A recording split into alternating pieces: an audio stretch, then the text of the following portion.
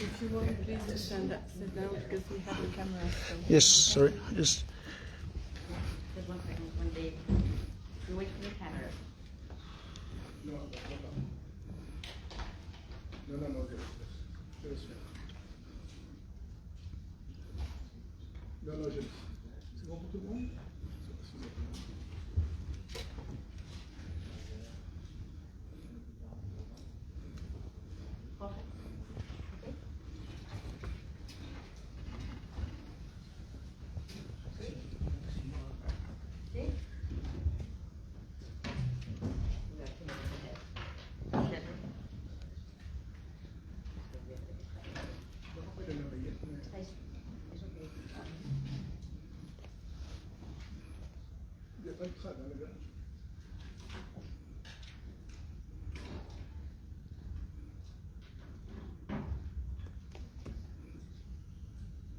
Okay, let's go. On est parti.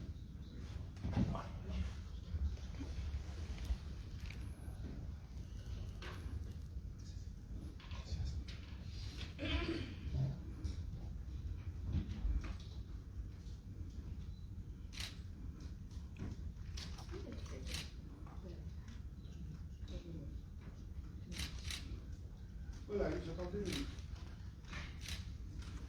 Oui, c'est ça, dans 2 minutes.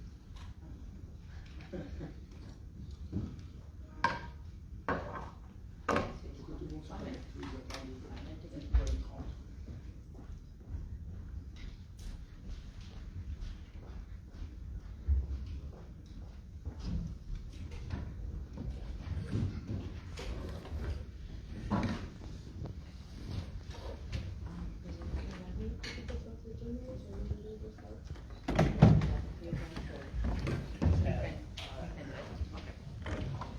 Okay, so thank you very much.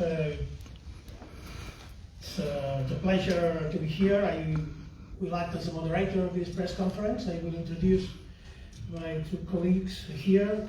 First of all, Mr. Wenda is the interim president, the personal government of West Papua. He is the chair of the United Liberation Movement of West Papua and was granted asylum in the UK by the British government in 2003. And on the other side is Alex Sobel. He's a Labour MEP in the Westminster Parliament, chair of the International Parliamentarians for West Papua, which European delegation, which European representation we announced we're opening today. So I will give the floor to Mr. Alex Sobel, then to Mr. Wenda, and then of course, all of you that are interested to put some questions. Thank you. Thank you, Carlos. Today's a historic day. Today marks the day where the International Parliament West Papua launches our European chapter. It's incredibly important that at this moment we have a chapter within the European Parliament. Currently is the 11th round of negotiations between the European Union and the Indonesian government on trade. The matters of trade are running parallel to the matters of human rights and of the environment and ecology, which are the central issues currently in West Papua. The United Nations Human Rights Council has agreed a visit to West Papua with the Indonesian government, but the Indonesian government continually deny access to the United Nations for those rapporteurs and special mandate holders to visit West Papua and to conduct that investigation and publish a report.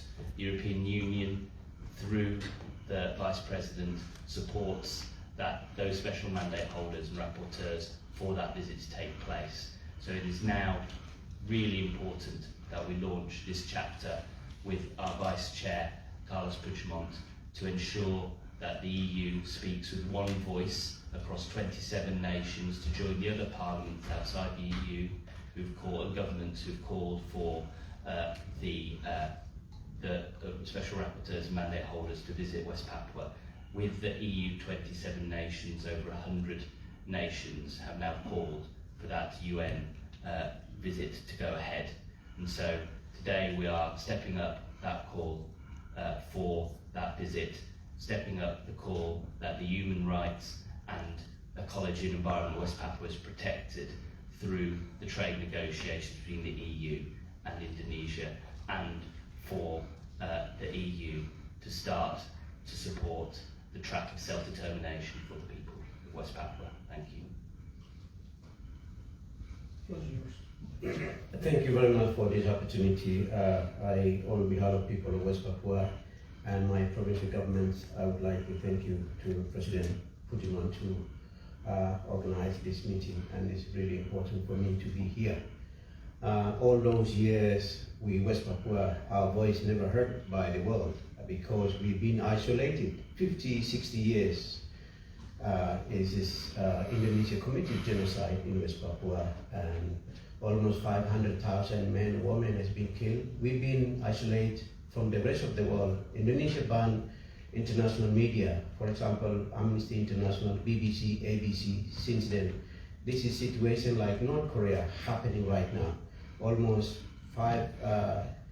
60,000 or 100,000 West Papuan displaced last 6 years. The Indonesia launched the military operations in West Papua, and we know that war are start happening in Europe, and we sympathy with the people of Ukraine.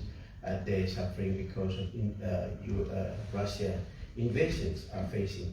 West Papua 60 years, war is 60 years until today.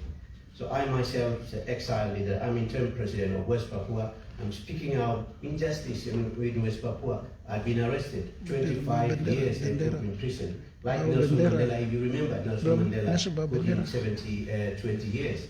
Same thing, just speaking out injustice. But today, my people voice I brought here in you, part of the European Parliament, and their voice cannot be silenced. So now the voice heard by the world, by the European headquarters here in Europe.